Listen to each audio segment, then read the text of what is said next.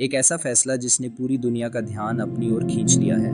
बांग्लादेश की पूर्व प्रधानमंत्री शेख हसीना को मृत्युदंड, जी हाँ, डेथ पेनल्टी की सजा सुनाई गई है। 17 नवंबर 2025 को बांग्लादेश की एक विशेष अदालत ने, जिसे इंटरनेशनल क्राइम्स ट्राइब्यूनल कहा जाता है, पूर्व प्रधानमंत्री शेख हसीना को क्राइम्स अगेंस्ट ह्यूमैनिटी के मामले में डेथ सेंटेंस सुनाया है। उनके साथ बांग्लादेश के पूर्व गृह मंत्री असदुज्जामान खान को भी डेथ पेनल्टी दी गई है। यह फैसला उस हिंसक आंदोलन से जुड़ा बताया गया है जो जुलाई 2024 में बांग्लादेश में शुरू हुआ था, जिसमें लगभग 1400 से अधिक लोग मारे गए थे। सबसे महत्वपूर्ण बात, यह मुकदमा शेख हसीना की अनुपस्थिति में यानी इन एब्सेंशिया चलाया गया और इस समय माना जा रहा है कि वह भारत में है और इसलिए बांग्लादेश ने इंडिया से उन्हें वापस सौंपने की मांग की है।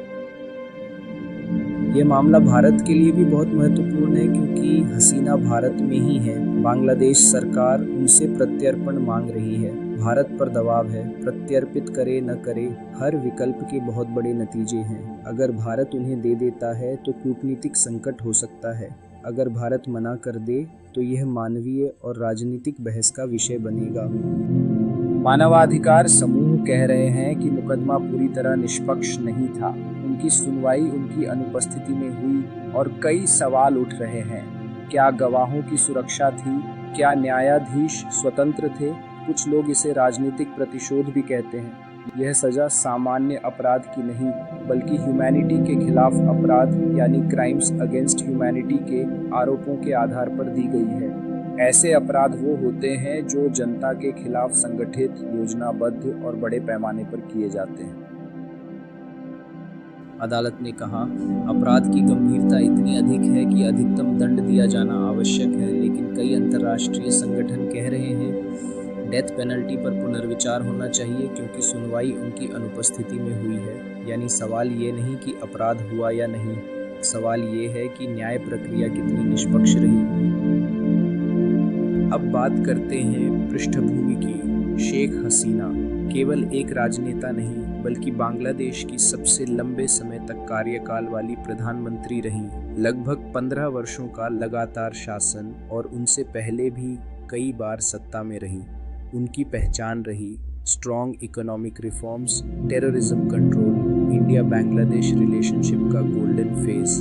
लेकिन जुलाई 2024 में छात्र आंदोलन शुरू हुआ, जिसमें बेरोजगारी, सरकारी भर्ती, एज लिमिट और गवर्नेंस पर सवाल उठे। यह आंदोलन इतना व्यापक हुआ कि देखते ही देखते गवर्नमेंट कोलैप्स के हालात बन गए और अंत में उन्हें देश छोड़कर इंडिया में पॉलिटिकल रिफ्यूज लेना पड़ा, यानी पॉलिटिकल असाइलम जैसी स्थिति।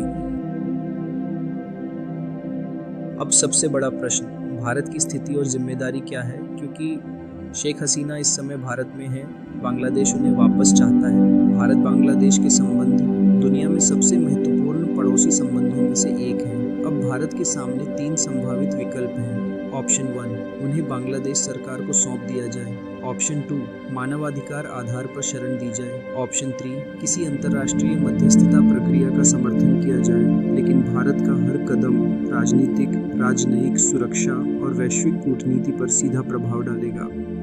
मैं आपसे यही कहना चाहूँगा, अपने विचार साझा करें।